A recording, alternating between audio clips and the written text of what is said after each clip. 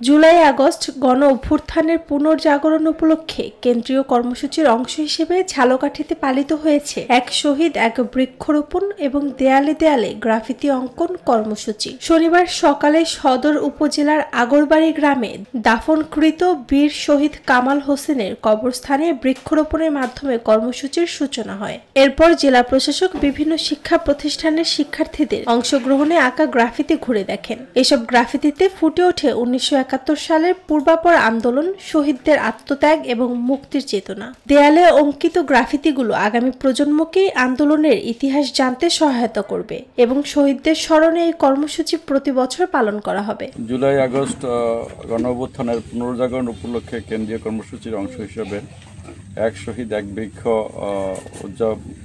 রোপণ উপলক্ষে আমরা আজকে এই পাসুন্ডা ইউনিয়নে শহীদ কামাল হোসেনের কবরস্থানে একটি বৃক্ষ রোপণ করলাম।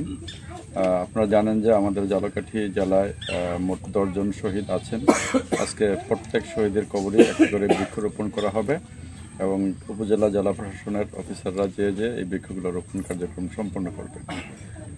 আর আমাদের ঝালকাঠিতে যারা শহীদ হয়েছেন এবং যারা জুলাই যুদ্ধে আহত হয়েছেন তাদের জন্য সরকারের অনেক উন্নয়নমূলক বা তাদের কল্যাণমূলক কার্যক্রম বাস্তবায়িত হচ্ছে। তারই অংশ হিসাবে আমরা প্রত্যেক শহীদকে 10 লাখ টাকা করে অলরেডি সঞ্চয়পত্র দেওয়া হয়েছে। জেলা পরিষদ থেকেও 2 লক্ষ করে টাকা দেওয়া হয়েছে। আরও 20 লক্ষ টাকার সঞ্চয়পত্র দেওয়ার কার্যক্রম চলমান আছে, আপনারা জানেন।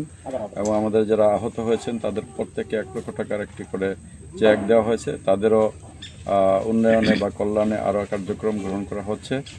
আপনারা জেনে খুশি হবেন যে আমাদের যে 10 জন শহীদ আছেন এই 10 জন শহীদের কবরকে আমরা পাকা করে দেওয়ার একটি কার্যক্রম হাতে নেওয়া হয়েছে। আমরা আশা করি এই জুলাই আগস্টের যে 5 তারিখে আমরা সমাপনী অনুষ্ঠান হবে সেই অনুষ্ঠানের আগেই আমরা এই কবরগুলা পাকা করে দিতে পারবো। এছাড়াও তাদের সকল রকম সহযোগিতার জন্য জেলা প্রশাসন, উপজেলা প্রশাসন সর্বদা কাজ করে যাচ্ছে। সরকারের নির্দেশনা সহ স্থানীয়ভাবে আমরা আরও কাজ করে যাচ্ছি। আপনাদের ইতিপূর্বে জানানো হয়েছে যে আমাদের প্রত্যেকটি উপজেলায় মুগ্ধ পানি কর্নার নামে একটি পানি কর্নার তৈরি করা হবে। সেটাও জেলা পরিষদের টাকায় তৈরি করা হচ্ছে। আমরা আশা করি যে এটাও আগামী 5ই আগস্টের আগে আমরা শেষ করতে পারবো।